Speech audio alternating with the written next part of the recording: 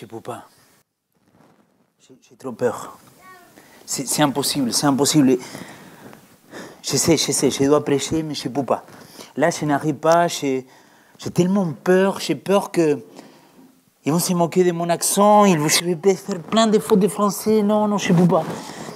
Désolé, mais c'est plus fort que moi. Là, en plus, je ne sais pas. Imagine si j'ai dit des choses que ça ne va pas du tout. Non, non, je ne peux pas, j'ai tellement peur. Qu'est-ce qu'ils vont dire de moi en plus? En plus, ils vont remarquer peut-être que j'ai pris quelques kilos de plus. Non, non, là, c'est pas possible, c'est pas possible. Là, c'est mieux. Écoute, s'il te plaît, coupe les caméras. Là, je me sens pas à l'aise du tout, vraiment. Attendez, vraiment. J'arrive pas là. Je pense que c'est de l'angoisse, je ne sais pas c'est quoi, mais là, je me sens vraiment pas bien, quoi. Qui je suis, Seigneur? Qui je suis? Est-ce que dans ces moments-là, tu es avec moi? Non, mais vraiment, qui je suis, Seigneur? Et si je vous pose cette question-là, la même à vous, si je vous pose cette question-là, qui tu es? Si je me posais cette question-là, je l'ai travaillée avant de venir vous voir. Qui suis-je? Et là, c'est pas que je vais philosopher avec vous, mais on vit dans une société dans laquelle on est tellement soucieux de savoir ce que l'autre doit penser de moi. Parce que vous n'allez pas me dire que personne, ça les dérange ce qu'ils vont penser de moi, quoi. Tous, on est sensible à qu'est-ce qu'ils vont dire de moi. Est-ce que ça, parfois, il me donne un esprit de peur, un esprit de crainte dans lequel je n'arrive pas à aller au-delà? Cette petite sketch de 30 secondes, est-ce que ce n'est pas un peu la vie réelle, un peu caricaturée? Mais est-ce que c'est ça qui nous arrive parfois? Qu'on aimerait faire des choses, qu'on aimerait se lancer, mais il y a la peur. Parce que parfois, on ne sait pas qui nous sommes. Parce qu'on a honte de dire, et si après quoi? C'est pour ça que je pose encore cette question-là. Est-ce que tu sais qui tu es? Je me suis posé la question qui je suis. Mais c'est vrai que la société, il nous envoie une image que parfois elle n'est pas juste. Je crois, et ça c'est mon avis, qu'aujourd'hui, les réseaux, il y a des choses très bien dedans, mais il y a des choses très toxiques à l'intérieur. Parce que ces réseaux sociaux, parfois, ils me donnent une image très faussée. C'est-à-dire, est-ce que parce que je n'ai pas autant de followers, c'est que je ne suis pas populaire? Est-ce que le système des notes à l'école, quand j'ai une mauvaise note, ça veut dire que je ne suis pas intelligent? Est-ce que si dans le travail, on ne me met pas dans le bon poste et je ne réagis pas comme le patron il attendait, est-ce que ça fait de moi un mauvais travailleur? Vous voyez que l'image de soi aujourd'hui, ça nous touche beaucoup. Et du coup, on marche dans la vie un peu comme dans cette caricature. On marche un petit peu comme en disant « j'ai peur, je ne peux pas ». Et finalement, je ne sais pas si vous avez remarqué, mais j'étais un peu comme accablé. J'étais un peu comme « je ne vais pas réussir, je ne vais pas y aller ». Et peut-être tu te dis « ouais, mais quel est le rapport ?» Il y a un psychologue. Cette psychologue, il s'appelle Amy Cuddy. Cette femme-là, il a fait une étude hyper intéressante. Alors, j'ai beaucoup hésité entre vous mettre un extrait de la vidéo ou pas la mettre. Finalement, je ne vais pas la mettre. Mais cela, oui, le pauvre. Mais parce que c'est en anglais, et sinon je devais traduire. Et comme je suis nul en anglais, je me suis dit, ça ne va pas marcher là. Non, mais cette dame-là, il a fait des vidéos, il est un conférenciste, il est psychologue, et il a fait un livre qui s'appelle « Montrez-leur qui vous êtes ». Et dans cette étude-là, et d'ailleurs, à Vivo, on est en train de préparer des petits cahiers, n'est-ce pas, Mimi? On est en train de préparer des petits cahiers pour tous ceux qui souhaitent venir à Vivo, que quand ils arrivent ici à Vivo, vous ne soyez pas que spectateurs, assis un peu en disant « vas-y, c'est quand que tu finis Léo ». Sinon vraiment que tu sois avec ton cahier en disant « vas-y Seigneur, parle-moi cet après-midi et dis-moi à travers un chant, à travers un témoignage, à travers la prière, à travers la parole, à travers ce que le prédicateur, celui qui partage le message, je vais noter, je vais marquer ». Et donc si vous avez votre cahier, Vous ne l'avez pas encore, mais c'est pas grave, ça va arriver. Avec ces cahiers-là, il faudrait marquer. Et elle a fait un TED, donc une conférence, dans laquelle il explique qu'ils ont fait un test. Ils ont pris 4 personnes, et parmi ces 4 personnes, ils ont fait prendre des postures différentes. Donc vous voyez, dans les postures de là-haut, sont tous des postures qu'il appelle powerful. Il dit que sont des postures que c'est vraiment des gagnants, quoi. Un peu comme Peter Pan, comme Wonder Woman, des gens qui vraiment ils sont l'allure. Et de l'autre côté, les mêmes personnes, ils ont pris des positions pendant 2 minutes différentes. Et ces positionnements-là, c'était complètement différent. Mais alors, écoutez ce que je suis en train de parler, parce que rappelez-vous que le sujet, c'est qui je suis. D'accord? Et là, je dis que l'image qu'on donne de nous-mêmes, ça va influencer ma relation et mon rapport avec l'autre. Et là, je parle que comment je me mets debout, comment je change avec les autres, il y a quelque chose qui se passe dans notre cerveau. Elle dit que notre corps, il peut même changer notre état d'esprit. Vous dites, mais ça, c'est la psychologie. Psychologie, ça, c'est pas grave. Bah, écoutez, ils ont fait 2 minutes de pause. Et avant de rentrer dans la salle, ils ont fait un test salivaire. Et quand ils sont sortis, ils ont refait le test salivaire. Il y a 2 hormones, soit qu'ils sont grandis, soit qu'ils sont diminués. Ces 2 hormones, c'est la testostérone. C'est, apparemment, la testostérone, c'est une des hormones que c'est chez les mâles alpha, les dominants. Et les gens, quand ils ont pris la posture d'en bas, des perdants, de que ça ne va pas bien dans ma vie, ils ont produit des cortisol. Il y a des médecins, il y a des infirmières. Il fait quoi le cortisol dans notre corps? On appelle ça l'hormone de stress.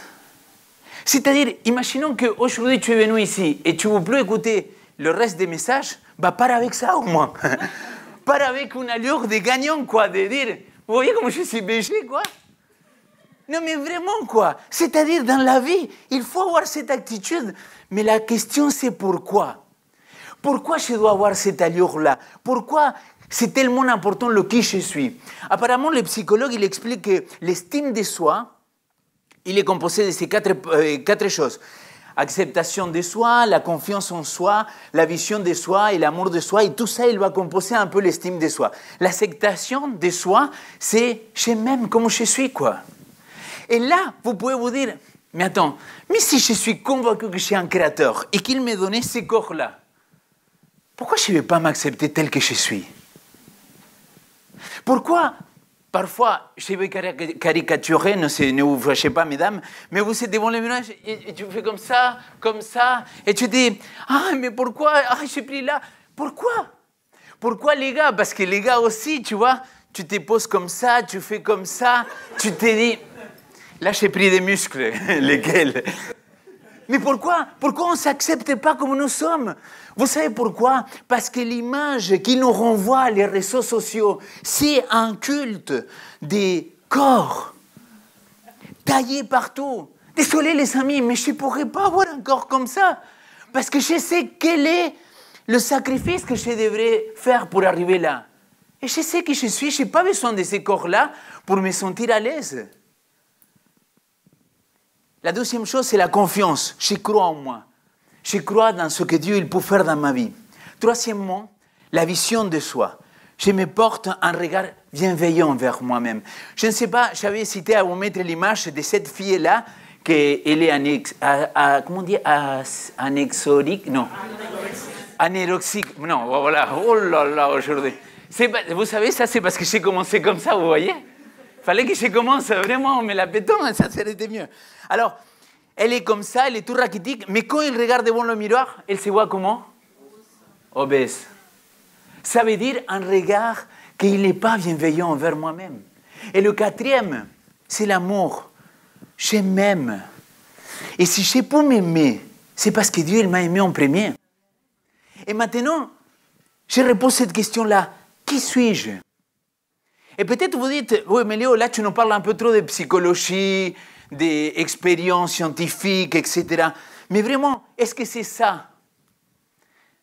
Quel est le rapport avec le royaume des cieux? Parce que finalement, toutes nos séries, c'est sur le royaume. Permettez-moi de vous lire ce texte biblique. Regardez ce qu'il dit. Romains chapitre 8, versets 16 et 17. L'Esprit lui-même rend témoignage à notre esprit que nous sommes enfants de Dieu. On peut le dire ensemble, que nous sommes enfants de Dieu. Or, si nous sommes enfants, vous voyez, là, Paul, il explique, il dit, c'est-à-dire, et comprenez-moi bien, si nous sommes enfants de Dieu, alors, nous sommes aussi héritiers. Héritiers de Dieu et co-héritiers de Christ. Il est vrai que nous souffrons avec lui pour être aussi glorifiés avec lui. Mais là, l'importance, il dit que nous sommes héritiers de Dieu. Alors, Apocalypse chapitre 19, il dit que lui, il est roi des rois, seigneur des seigneurs. Attendez, on va reprendre cette partie-là. Après, on coupe, on fait un cut dans la vidéo, mais attendez, là, c'était un amen quand même. Lui, il est roi des rois, seigneur des seigneurs. Amen. Voilà, c'était mieux comme ça. On va s'entraîner. Alors, si lui, il est roi des rois, et moi, grâce à lui, maintenant, je deviens enfant de Dieu, je deviens co-héritier de Christ, et si je suis co-héritier de Christ, ça veut dire que je suis prince, princesse. Non, mais c'est parce que c'est la nouvelle salle, on n'est pas habitué à un amen, un alléluia. Là, il manque un peu de peps, les amis, hein. Mais je suis un prince, une princesse, et ma façon de bouger dans le monde, il doit changer, quoi. C'est-à-dire, la perspective que j'ai du monde, ça change. Parce que je sais qui est mon père, le roi des rois. Et si moi, je suis enfant du roi des rois, ça veut dire que moi, je suis un prince. Amen. Et là, quand vous adressez à moi, on est entre prince et princesse. Et c'est ça qu'il commence à avoir un rapport plus sain. Parce que j'ai dit, c'est lui qui est devant moi. C'est pas n'importe qui. C'est une princesse de l'Éternel. C'est un prince de l'Éternel. Parce que moi, je le suis aussi. Et ma conception, il commence à changer. Mon état de moi, il change. Grâce au fait que je comprends que lui, il est roi des rois. Et si lui, il est roi des rois, je suis son fils, alors je suis héritier. C'est vrai qu'il y a des gens comme le prince Charles en Angleterre, qu'il a dû attendre 40 ans pour devenir roi. C'est vrai. Combien? 70 et quelques, merci beaucoup. 50? Ouh là là, tu vas voir ça. Donc, quelque part, nous, parfois, pour prendre cette royauté, on pense qu'on doit attendre. Mais ce n'est pas ça. Et là, l'ami, j'arrive, pour moi, à la partie la plus importante du sujet. Dans ce monde, tu peux choisir mettre ton autorité et te mettre sous l'autorité de 2 personnes seulement. Soit c'est Dieu, soit c'est l'adversaire. Et permettez-moi, si vous avez vos Bibles, là il n'y a pas de texte, on va aller à Marc, à Matthieu, à l'évangile de Matthieu. Et là il y a quelque chose qui va se passer qui c'est assez extraordinaire. Matthieu chapitre 4, à partir du verset 1. Jésus-Christ, il vient de recevoir le baptême et il va être amené dans le désert pour être tenté. Et le texte biblique, il dit la chose suivante. Chapitre 4, verset 1. Alors Jésus fut amené par l'Esprit au désert pour être mis à l'épreuve par le diable. Après avoir jeûné 40 jours et 40 nuits, il a eu faim. Le tentateur vint lui dire, « Si tu es le Fils de Dieu, ordonne que ces pierres deviennent des pains. » Et il répondit, « Il est écrit, l'être humain ne vivra pas de pain seulement, mais de toute parole qui sort de la bouche de Jésus. » Le diable l'amena de la ville sainte et le plaça au nom du temple. Et il lui dit, « Si tu es le Fils de Dieu, jette-toi en bas, car il est écrit, il donnera à ses anges des ordres à ton sujet et ils te porteront sur les mains de peur que tu piétines, que ton pied, tu ne tombes pas et que ton pied, il n'heurte pas une pierre. » Jésus lui dit, « Il est aussi écrit, tu ne provoqueras pas le Seigneur ton Dieu. » Verset 8, le diable l'amena encore sur une montagne très haute. Il lui montra, qu'est-ce qu'il dit là? Tous les royaumes du monde.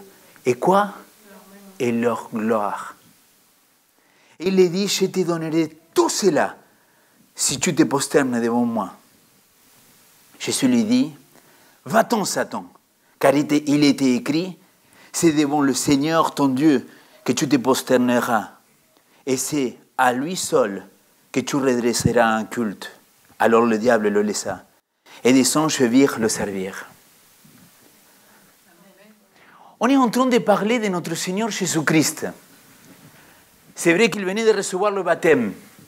Pour moi, la tentation que lui, il a dû faire face, ce n'est pas de convertir le pain, ce n'est pas de se prosterner ou pas, c'est de ne pas rentrer dans le jeu de l'ennemi de qui tu es.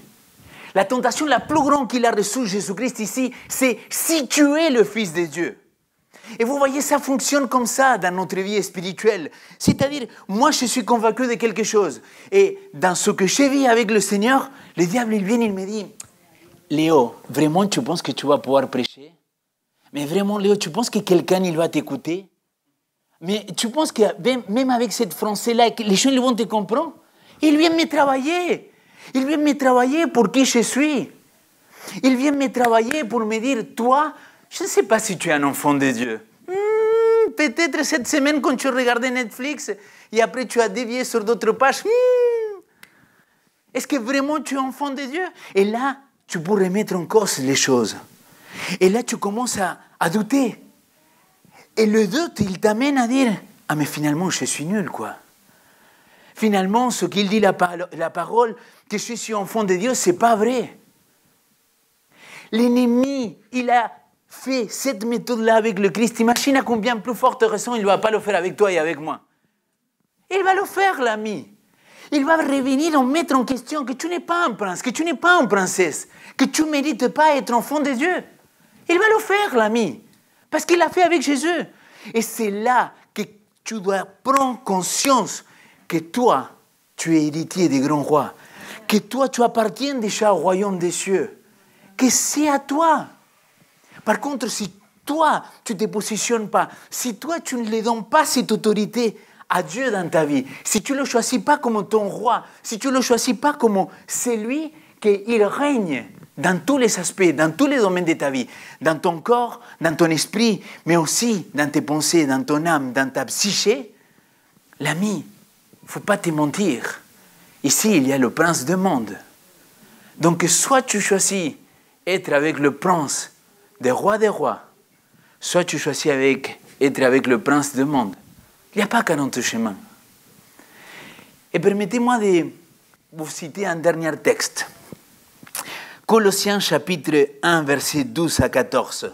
Là, si vous savez vos cahiers, il faudrait le noter, le marquer, le souligner, l'étudier à la maison.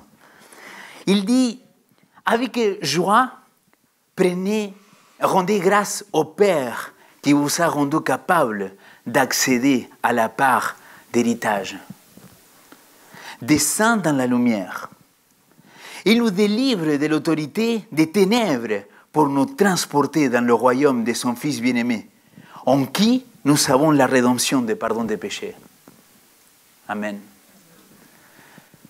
Dieu, il a tout fait, mon ami. Il est venu sur terre, il a été tenté, il a vaincu la tentation, il est mort, mais il est ressuscité. Pourquoi? Pour t'arracher des ténèbres.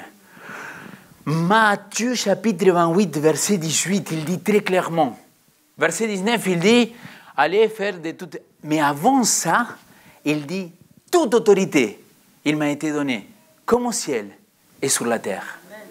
Donc, mon ami, si tu veux faire partie du royaume de Dieu, si tu veux savoir qui tu es, il faut que tu donnes cette autorité à Jésus-Christ. C'est pour ça qu'on doit chercher d'abord le royaume des cieux. C'est pour ça qu'on a dit qu'il fallait mettre les priorités, mettre le royaume d'abord, parce qu'il va me donner confiance en qui je suis. Ça va changer la perspective, ça va me faire dire, je suis enfant de Dieu, je suis prince, princesse. Et l'ennemi, bien sûr qu'il va venir me dire, mais Léo, tu ne mérites pas être héritier. Désolé l'ami, mais tu es à côté de la plaque. Mais là, il y a un texte dans le meilleur chemin, chapitre 3, livre écrit par un tel Ellen White. Extraordinaire ce chapitre-là. Il parle sur la repentance, sur le fait de changer de direction. Il va dire, quand l'ennemi, quand le Satan, l'adversaire, comment Jésus-Christ, il vient te dire à quel point tous tes péchés sont lourds, sont moches et tu ne peux pas t'en sortir. Elle a dit, dis-lui, version selon Léo, ferme-la parce que mon Jésus, il t'a déjà vaincu. Et tu n'as rien à me reprocher à moi parce qu'il m'a arraché des ténèbres pour me donner son héritage avec lui. Le Dieu qu'on sert, les amis, c'est un Dieu extraordinaire. Mais c'est pour ça qu'en lui, je sais qui je suis. C'est-à-dire, sans lui, je ne suis pas le même. Et vous savez que j'aime beaucoup vous raconter des histoires. L'année dernière, j'étais au Camporé. Et j'étais l'invité spirituel de Camporé. Et dans un moment dans le Camporé, il fallait faire différents messages. Et j'ai parlé sur le sujet de qui je suis. D'accord? Et j'avais expliqué un petit peu l'harcèlement, tout ce qui se passe dans notre vie. Et comment l'ennemi il travaille dans nos vies. Après cette rencontre-là, il vient un des chefs guides me voir. Il me dit, écoute, quand tu as parlé de l'harcèlement, il y a une des jeunes qui était beaucoup trop touchée. Elle m'a dit, elle aimerait parler avec toi, mais elle n'ose pas, tu vois, elle avait 15 ans, 16 ans.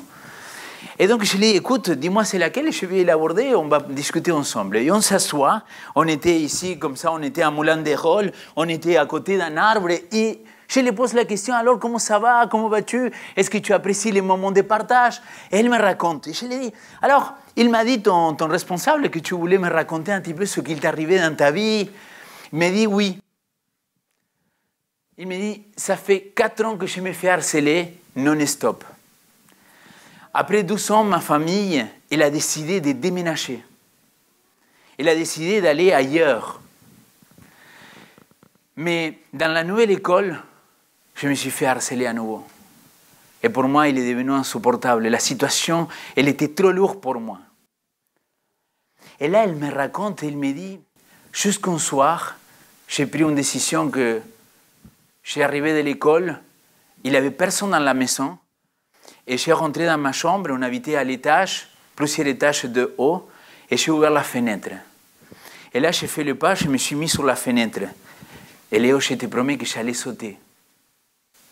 Une gamine de 16 ans, les amis. Et quand on était en train de parler, elle me dit, mais avant de sauter, Léo, avant de sauter, j'ai entendu une voix qui m'a dit, ta place, il est ici. Tu es à moi. J'ai compris que c'était Jésus qui me parlait dans mon cœur. Et j'ai descendu de la fenêtre. Et elle m'a dit quelque chose comme, je sais bien que les harceleurs, ils vont continuer. Mais maintenant, je sais à qui j'appartiens. Les gars, claque spirituelle pour le pasteur. Gamine de 16 ans qui est en train de m'apprendre que je suis en Christ. Et c'est là où j'aimerais vous faire réfléchir. Pourquoi chercher le royaume de Dieu? Parce qu'il donne autorité à ma vie. Parce qu'il me montre qui je suis en lui. Et quand je sais qui je suis en lui, ah les amis, les obstacles, ils peuvent venir. Mais moi, je suis avec le roi des rois. Moi, je suis enfant de Dieu. Et moi, j'aimerais qu'on puisse vraiment le chanter, l'adorer ce soir en lui disant, je sais que je suis en lui. Je sais que je suis enfant de Dieu. Donc là où vous êtes, je vous invite à vous lever. J'invite les musiciens à venir. Et on va chanter ensemble, on va le louer. Et on va lui dire à quel point pour nous, il est notre Père. J'ai un billet de 50 €, quelqu'un le veut? Il y a un seul, les autres, vous êtes timides ou quoi? Demandez, il vous sera donné. Vous le voulez ou pas? Alors attendez une seconde. Est-ce que vous le voulez encore? Attendez. C'est un vrai, hein? J'hésite à le cracher ou pas? Vous le voulez ou vous ne le voulez pas? Même mon ami, si quelqu'un, il essaie de te piétiner, de te détruire, sache que la valeur que tu as, il ne change pas, mon ami. Et au nom de Jésus-Christ, il y a quelqu'un qui se sent avec cet esprit de quelqu'un détruit, qu'il est à côté ou qu'il n'a pas cet esprit de victoire. Je dis au nom de Jésus-Christ que vous puissiez accueillir le Dieu des victoires. Parce que lui, il nous a donné un esprit de victoire. Un esprit qui nous montre que nous sommes enfants de Dieu. que nous sommes co-héritiers des rois des rois. Personne ne pourrait remettre en cause ta valeur. Tu es précieuse. Tu es précieux pour Dieu. Au nom de Jésus-Christ, Seigneur, écoute ces prières. Que tu puisses nous montrer la valeur que nous avons d'être héritiers des grands rois. Que nous puissions prendre conscience, Seigneur, au nom de ton Fils Jésus-Christ, que toi, tu nous as donné cette autorité pour être héritier de ce royaume. Je sais qui je suis en toi. J'espère que chacun de nous, on peut le dire. Je sais qui je suis en toi, Père. Un prince, une princesse, que tu nous as accordé cette éternité. C'est ma prière au nom de Jésus-Christ. Amen. Amen.